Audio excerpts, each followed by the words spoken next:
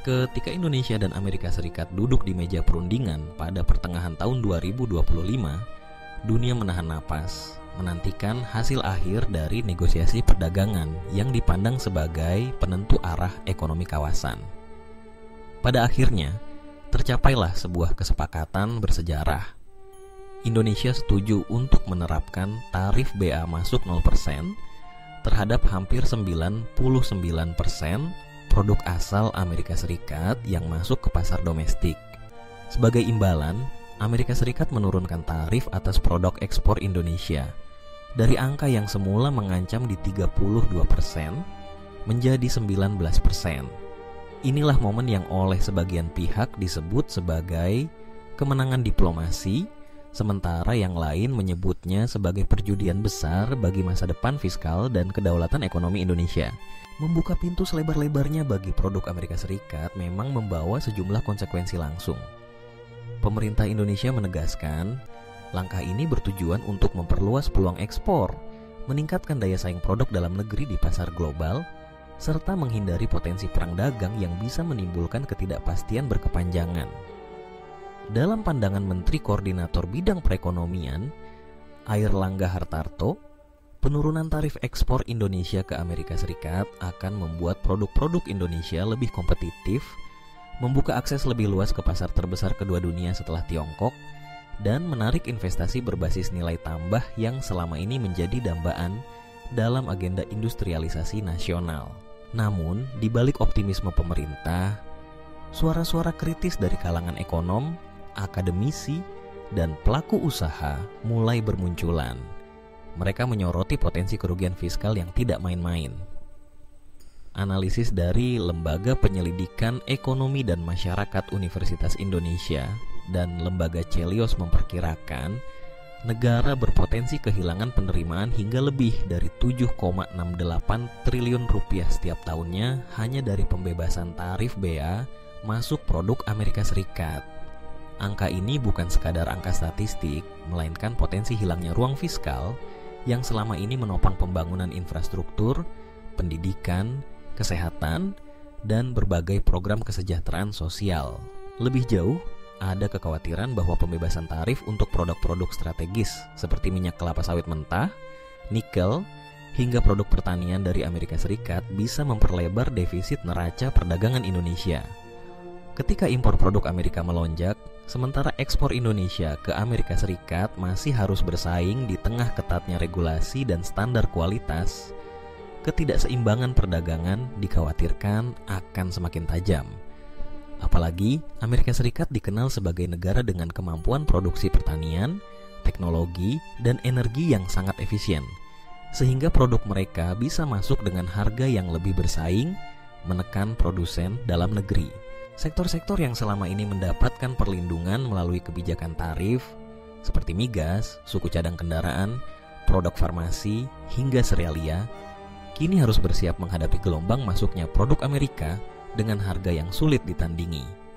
Ini bukan hanya soal kompetisi biasa, tetapi juga tentang potensi meningkatnya ketergantungan pada impor.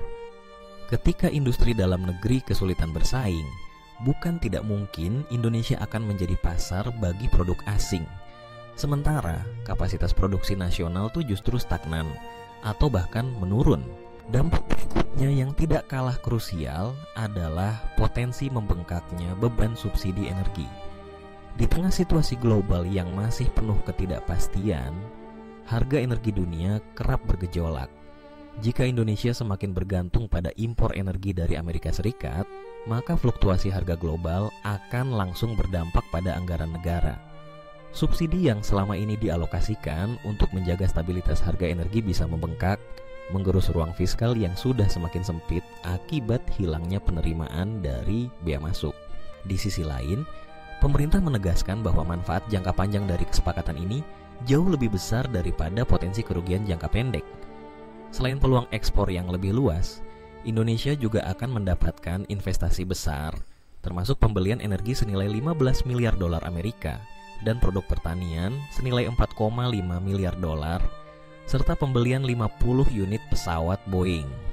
Ini diharapkan bisa mendorong transfer teknologi, penciptaan lapangan kerja, dan mempercepat modernisasi sektor-sektor strategis. Namun, catatan kritis tetap perlu diberikan pada aspek keberlanjutan dan pemerataan manfaat dari kesepakatan ini. Apakah kemudahan akses ekspor benar-benar akan dirasakan oleh pelaku usaha kecil dan menengah di dalam negeri, atau hanya akan dinikmati oleh segelintir korporasi besar yang sudah memiliki jaringan dan kapasitas produksi skala internasional? Inilah tantangan nyata yang harus dijawab pemerintah dengan kebijakan turunan yang berpihak pada pelaku usaha nasional, khususnya di sektor-sektor yang selama ini menjadi tulang punggung ekonomi rakyat. Selain itu, kesepakatan tarif 0% juga menimbulkan risiko geopolitik dan potensi gugatan dari negara mitra dagang lain. Negara-negara yang melihat Indonesia memberi perlakuan khusus terhadap Amerika Serikat bisa saja mengajukan keberatan atau bahkan gugatan ke Organisasi Perdagangan Dunia. Jika hal ini terjadi, posisi tawar Indonesia di mata komunitas internasional bisa terganggu, bahkan berisiko memicu retaliasi atau penurunan kepercayaan dari mitra dagang lain. Pada akhirnya, pertanyaan besarnya adalah, apakah kebijakan tarif 0% terhadap produk Amerika Serikat benar-benar merupakan langkah strategis yang cerdas, atau justru sebuah keputusan yang berpotensi menjadi bunuh diri fiskal? Jawabannya sangat tergantung pada bagaimana pemerintah merespon tantangan yang muncul. Jika pemerintah mampu mengoptimalkan peluang ekspor, meningkatkan daya saing industri dalam negeri, serta menjaga keseimbangan neraca perdagangan, maka kebijakan ini bisa menjadi katalisator pertumbuhan ekonomi. Namun, jika pemerintah lengah dalam mengantisipasi lonjakan impor, gagal melindungi industri strategis, dan tidak mampu memperkuat basis penerimaan negara dari sektor lain, maka kekhawatiran akan kerugian fiskal dan ketergantungan impor bisa menjadi kenyataan. Dalam situasi seperti ini, transparansi, pengawasan, dan kebijakan pendukung yang konkret sangat dibutuhkan agar Indonesia tidak hanya menjadi pasar, tetapi juga tetap menjadi pemain utama dalam perdagangan global.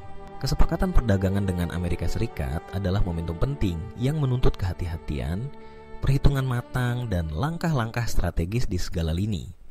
Hanya dengan kebijakan yang terintegrasi dan responsif, Indonesia dapat memastikan bahwa langkah besar ini akan menjadi batu loncatan menuju kemajuan, bukan langkah mundur yang kelak disesali. Masa depan ekonomi Indonesia kini sedang diuji, dan semua mata tertuju pada bagaimana pemerintah mengelola peluang sekaligus risiko yang ada di depan mata.